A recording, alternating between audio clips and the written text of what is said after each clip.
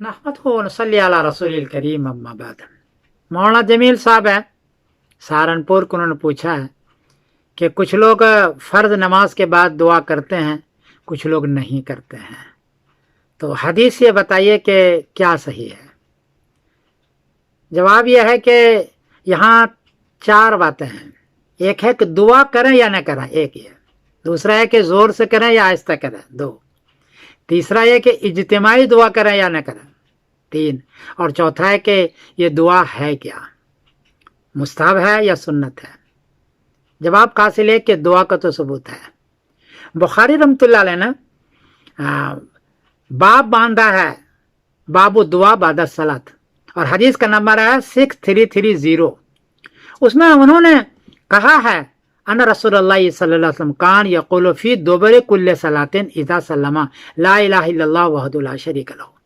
तो हदीस का नंबर है 6330 और बाब है बाबू दुआ बाद सलात। इससे पता चलता है कि आप सल्लल्लाहु अलैहि वसल्लम हर नमाज के बाद दुआ तो करते थे, ज़ोर से करते थे या आहिस्ता करते थे। तो इसी हदीस को नकल किया इमाम मुस्लिम रहमतुल्लाह अलैह ने। वहाँ लिखा कान रसूलुल्लाह सल्लल्लाहु अलैहि वसल्लम युहल्लिलु बिहिन्ना दुबुर कुल्ली सलात।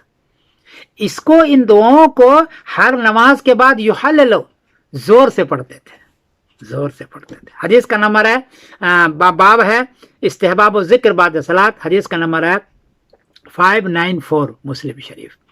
तो जोर से, लेकिन जोर कितना हो, बाज मस्जिद में गया तो बहुत जोर से पढ़ते हैं कि पीछे वाले की नमाज खराब हो जाए।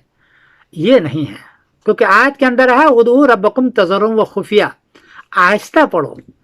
तो हमारे बुजुर्ग ये करते हैं कि जोर भी नहीं हो और आहिस्ता नहीं, धीमी धीमी आवाज से हो, ताकि पता चले कि आप दुआ कर रहे हैं और आवाम को भी पता चले कि आप दुआ कर रहे हैं। तो धीमी धीमी आवाज से हो, बहुत जोर भी नहीं। और युहल्लिलु बिहिन्ना दुबुर कुल्ली सलात पर अमल करते हुए आप थोड़ा सा आवाज भी निकालें। ये दो बात हो गई। दुआ ये मुस्तहब है, सुन्नत भी नहीं कह सकते। दुआ, ये दुआ मुस्तहब है। और हाथ उठा के करें, क्योंकि तिरमिज़ी शरीफ की हदीस में है और बुखारी शरीफ की हदीस में भी है कि नबी करीम सल्लल्लाहु अलैहि वसल्लम हाथ उठाते थे सुम्मा रफ़ा यदई और रहे तो ब्याज ये बताई। बुखारी शरीफ है 6341, जिससे मालूम हुआ कि हाथ भी उठाया जाए। तो दुआ करना ये भी ज़रूरी है, छोड़ा नहीं। और थोड़ा सी आवाज़ हल्की हल्की निकालें, बहुत ज़ोर से भी नहीं, बेआहिस्ता नहीं, ये दोनों है।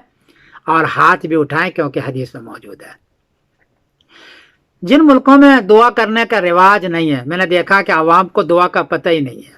वो नमाज के बाद वो भाग जाते हैं, नमाज के बाद सुन्नतें भी नहीं पढ़ते, फ़ौरन सलाम के बाद भाग जाते हैं।